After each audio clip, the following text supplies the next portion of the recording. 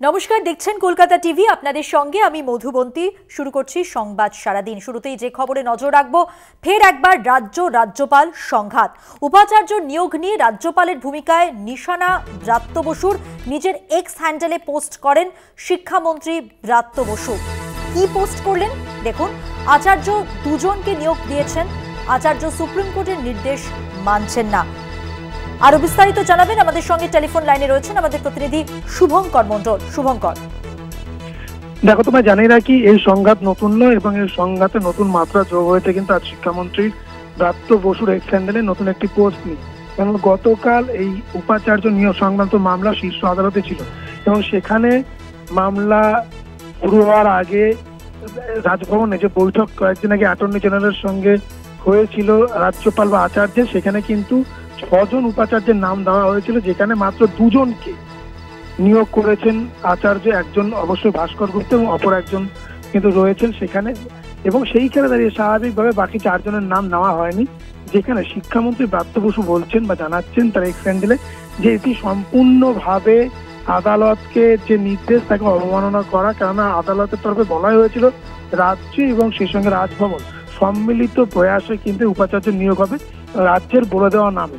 সেইখানে দাঁড়িয়ে শিক্ষামন্ত্রী মনে করছেন যে গতকালের যে শুনানি ছিল সেখানে আদালতের অবজারভেশন এই যে অবিলম্বে যে নিয়োগ প্রক্রিয়া এই মুহূর্তে একেবারেই ফ্লড বলে মনে করছে আদালত এবং তার কোনো গতি নেই, ধীরগতিতে চলছে। কেননা 6 জনের নাম দেওয়ার জায়গায় দেখা গেল 2 জনকে নিয়োগ করা হয়েছে, বাকি 4 জনকে নেওয়া হয়নি। 31টি বিশ্ববিদ্যালয় রাজ্যে রয়েছে, সেখানে অতি দ্রুত 15 থেকে 16টি বিশ্ববিদ্যালয় অবিলম্বে বা অতি দ্রুত উপাচার্য বা অন্তর্বর্তীকালীন উপাচার্য নিয়োগ হওয়া উচিত বলে মনে করে আদালত।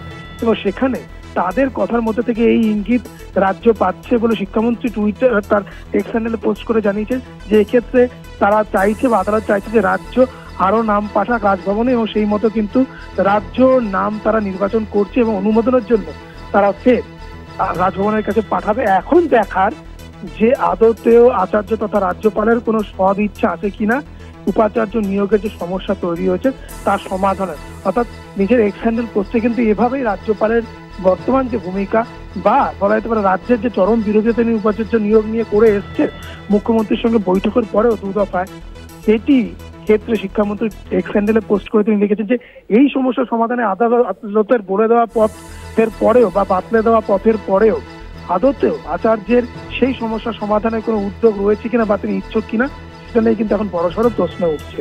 সেক্ষেত্রে একটা বিষয় শুভঙ্কর জানতে চাইবো, এই যে আচার্য সুপ্রিম কোর্টের নির্দেশ মানছেন না, যে অভিযোগ রয়েছে এক্স হ্যান্ডেলে যে পোস্ট করেছেন শিক্ষামন্ত্রী, রাজ্যপাল কি কিছু বলেছেন এখনো পর্যন্ত প্রতিক্রিয়ায়? না, রাজভবনের তরফে কিন্তু এই বিষয়ে এখনো কোনো প্রতিক্রিয়া পাওয়া যায়নি। তবে এর আগেও আমরা দেখেছি যে 6 জন, এমনকি শুধুমাত্র ভাস্কর গুপ্তকে ডাকা হয়েছিল রাজভবনে, বাদ বাকি যে 5 জন তাদেরকে ডাকা হয়নি।